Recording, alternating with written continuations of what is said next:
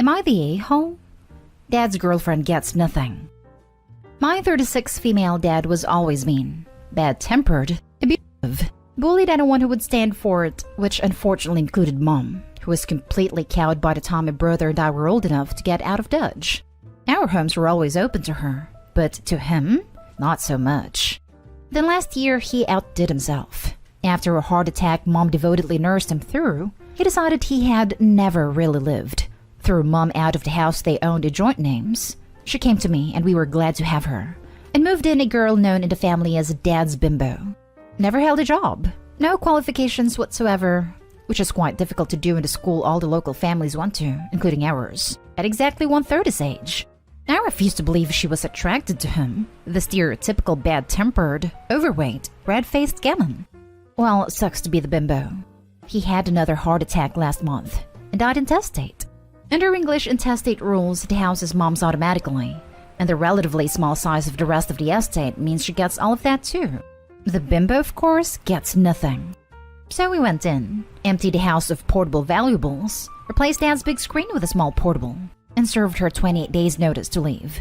She's blowing up about her rights all over social media in the small rural town we live in. We don't care. She says she gave up the council flat to move in with him and can't get it back. We don't care. She gambled and lost. Now she says she's pregnant. We don't believe her. It hasn't stopped her smoking and drinking. My husband thinks we ought to find out if she is carrying our half-sibling. We don't care. Even if she is, the kid is entitled to exactly 1/3 of what me and my brother are sharing, which is nothing. So are we the a-hole for ignoring this woman's alleged child? This is England, so she won't end up on the streets, but she won't get my mom's house and garden either. Now for the top comments. Not a a-hole. I like your style. In fact, I go one further and tell her that if she is pregnant and she won't stop smoking and drinking, then you'll have no option but to report her to your local social services department, who will investigate if they need to get a child protection order when the baby is born. That should get the truth out of her. I should point out that I don't think she is pregnant either, nor is that something social services may be willing to do. But she won't know that. Honestly, doubt she's even having a child as well. She's probably just saying that to draw you guys in. It's a bit invasive, but if she wants to make a stink, get a court order to have her tested for pregnancy, and if she is, then report her for drinking while pregnant. Not an a-hole. Call her bluff. Take a pregnancy test to her. Do not believe her saying that she went to a doctor. Tell her you need to see said proof of pregnancy right now. If she is, let her know a DNA test is needed for proof that said child belongs to your dad. She still needs to vacate the property with a proper eviction notice. I would address her social media rants with, "Oh, you have rights as a mistress to a known married man? Please show us where." Always call people out on their bluffs. Everyone sucks here. You clearly have some issues with an absolute stunning and skin-crawling level of misogyny and hatred towards women. The level of hatred for and objectification of your late father's girlfriend in this post makes me seriously fear for women around you. You sound like the next incel mass murderer. Get help. It seems to me you have reading comprehension problems. The OP is a woman, and the dislike is towards one person, not women in general. Next story is titled, "Am I the a-hole for telling my stepson that my love is conditional?" My late husband Derek, 56, and I, 52, have 2 children, 14 and 16 together, and one stepchild, Damon, 28, Derek's son from a previous marriage. Damon has never gotten along with me, and I've come to terms with this long ago. I tried bonding, I tried backing off, I did everything but divorce his father. When his father was alive and he lived with us, Damon would tell me he hated me, tell his therapist he wished I was dead, begged his father to divorce me, and told his siblings he couldn't wait to move away to Israel and never see them again. He was 16 to 23 when this happened. I had grown to strongly dislike Damon, and would do my best not to involve myself with much of anything to do with him. When he left, I thought he'd mature and grow to change and accept us, or at least be cordial, but he cut all contact with me and only communicated with his father. Derek passed last August, and it's been rough on me and the kids. The home is taken care of, and it was Derek's wish to hand it down to Damon. Damon wanted us to leave right away, and I asked for a month to find a home, and he obliged. During this time, I tried to offer sympathy for his father's loss, but he wouldn't have any of it. so I gave up the dance as the song was clearly long over. I moved into a 3-bedroom for my kids and myself and left a home to Damon, with all of his deceased mother's items, his father's possessions besides my wedding ring, and some pictures. I thought this would be the last I heard of him. Until recently. He called asking to meet, and I humored him. He said that he wanted to try again and be a family. I asked if he meant he'd like to see his siblings. Nope. He said he wanted to have a mother and son relationship with me, as he knew I loved him no matter what, and that his father would want us to reconcile. He didn't even offer an apology, and suggested we simply forgive and forget. I told him that the time for reconciliation was long gone, and if he wished to see his siblings, he could if that's what they wanted. But my love was conditional, and I have none for him. He was quite upset after, and he sent me multiple messages through other family members calling me a spiteful witch. Derek's side of the family believes I'm depriving him of a second chance over what he said when he was angry, and they said a mother is supposed to love her kids no matter what. Am I the a-hole for telling him my love is conditional? I was ready to call you an a-hole assuming this was a child, but this is a grown man who kicked you out of your home. Not an a-hole. And honestly, side-eyeing the kind of man who wouldn't leave his estate to his wife before his kids. Not an a-hole. He wants something. Tread very lightly. Yep, that's what I read too. Opie, watch your back. Not an a-hole. And the cynical side of me wonders what his real motives were to suggest a relationship with you. Such a complete U-turn after years of detesting you feels a bit off to me. I am assuming he is in a relationship to someone who has a close relationship with her sibling/step-parent, and he is trying to position himself as being that type of person as well. Imagine being 28, kicking your siblings out of their home, and then assuming the love of a step-parent you treated like trash would be unconditional. Not today, Opie. Maybe not. Assuming that you came into his life when he was 16 and then had 2 children soon after. Not sure when his mother died, but he probably felt as if him and his mom were replacing him. As a parent, it was your duty to make sure to develop a relationship and to never give up on trying. As an adult, you had a power in this situation. The post does not paint a picture of how you treated him. Your account can never give us a whole picture. Your husband was the a-hole for leaving your family home to only one child, and Derek was an A for having you move out. But he did reach out and you shut him down directly. He's still your kid. I guess you're the a-hole is my final conclusion. How could Damon be Opie's kid if he never considered Opie to be his mom in the first place? Next story. Am I the a-hole for refusing to make an exception for my brother's son to attend my child-free wedding just because he's a rainbow baby? Hi. I, female 33, am getting married come October to my fiancé Derek. Wedding planning went okay, but as soon as we started sending out invitations, the problems began coming our way. Thing is, Derek and I decided the wedding would be child-free. It wasn't out of the blue, and this possibility was there. I have a 42-year-old brother, Paul, who's married, but he and his wife suffered from several miscarriages and failed pregnancies during their marriage. They finally were blessed with a son that everyone calls a miracle and a rainbow baby. My nephew is 4 years old, and everyone salutes him and treats him as a king. It also turned blind eye to any misbehaviors he has, which caused him to become loud, destructive, out of control, and punchless. When Paul received invitation and found out kids weren't included, he and Mom lost it and decided on an urgent meeting with me and Derek. Paul said, "My son is an exception, right?" I said, "No, and this rule is to be followed by everyone."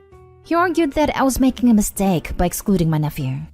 He and Mom went on about how he's a miracle since he's their rainbow baby/grandbaby. Then Paul said he had no problem with my wedding being child-free, but expects me to make an exception for his son. He explicitly said, "You can have your child-free wedding, but you're gonna have to make an exception for my son, and you know why."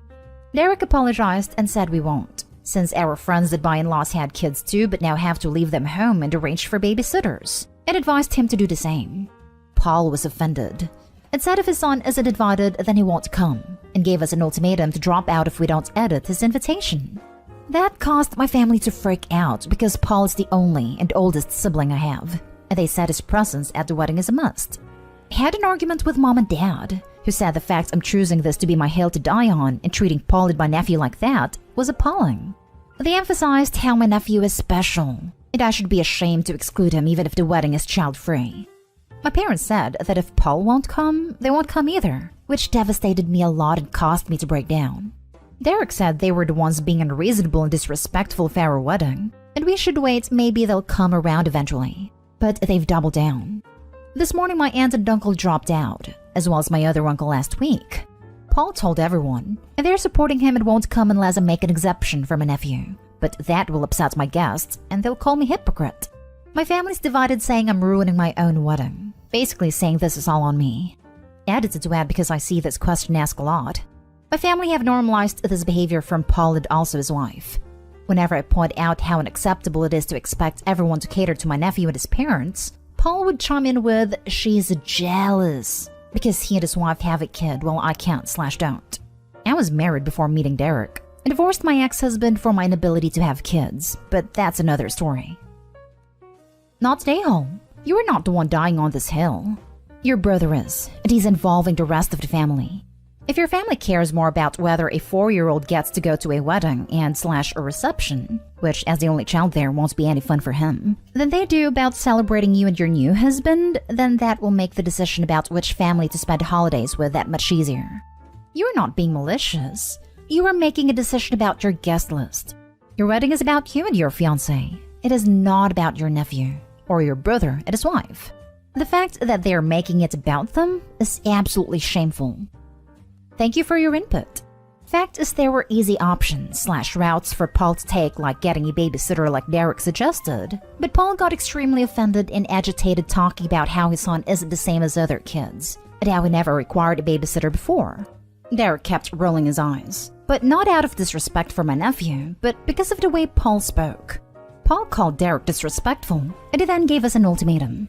It's a shame, and I definitely didn't expect this reaction from them. His son isn't the same as other kids. Paul is right in this. His son is going to be the biggest spoiled a-hole ever if your family keeps up this treatment and attitude. I'm sorry for their prior losses, but rainbow babies are not exactly unique. That's why there is a somewhat common term used to describe the situation. This one is their rainbow baby, but he's still a kid. And you've said your wedding will have no kids.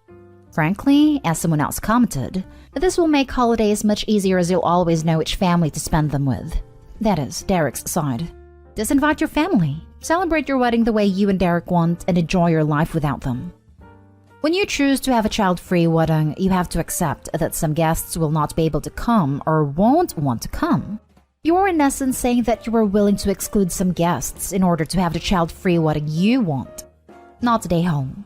Your family are the main a-holes here, but you had to have known this could be the result with these people. You set the rules here, and they're following them. You can't be surprised or mad about it now. Next story. Am I the a-hole for telling my friend her kids not having a dad isn't my problem? I've been friends with Stacy since we were in elementary school. When Stacy was in her early 20s, she was a wild party girl and ended up getting pregnant twice. Before anybody asks, it was consensual. She just liked going to parties. I helped her look for the father of both kids, but many paternity tests later, she still doesn't know. I'm the godmother of both of her kids, and I love them to bits. My son's birthday is next week, which is allowed where we live, and Stacy asked me if my friends don't bring their husbands. I was very confused and asked why. And Stacy told me her eldest daughter has been going through grief that she doesn't have a father in her life. Stacy didn't want her daughter to see the kids being happy with their dads.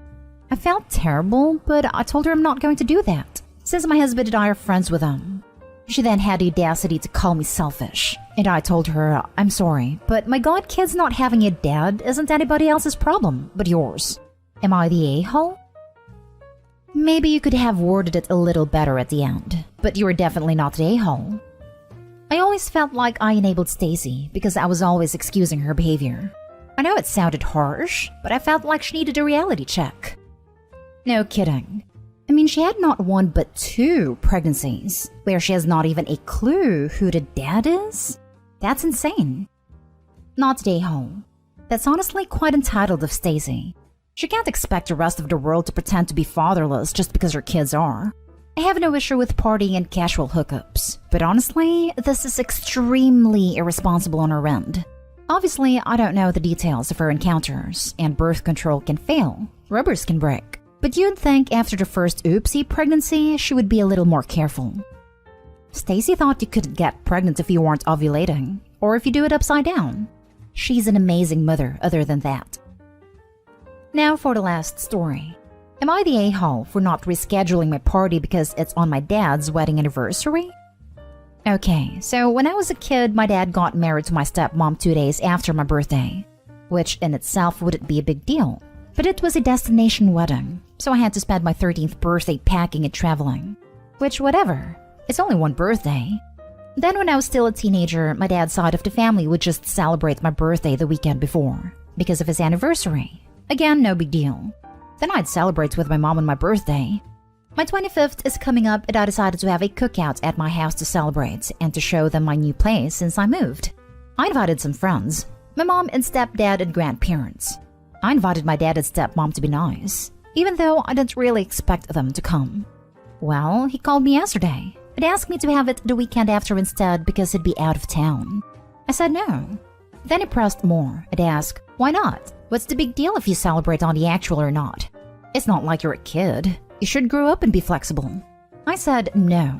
I want to celebrate on my actual birthday. You chose your wedding date. I didn't choose my birthday. I guess he called me grandma, and she agreed with me that I didn't choose to be born then, but said it's his anniversary, so I should just be nice and have it a different day because he wants to come but can't. Am I the a-hole if I keep it planned for the same day? I just feel like my dad made his bed, and now he can sleep in it. Not the a-hole. You didn't choose to be born on a specific day. Your dad decided to get married on a specific day. Our daughter was born on our anniversary, and you know what we did? We celebrated a weekend after. Her birthday came first to us. When we got married, we chose the weekend after also, as we didn't want her to have to share her birthday with our anniversary. We got to choose the date for our wedding, and it was only right that we kept the celebrations separate. Dad's an a-hole for picking himself, and not making any compromises at all, and expecting everyone else to change things around. Celebrate without him. You'd probably have a better day anyway.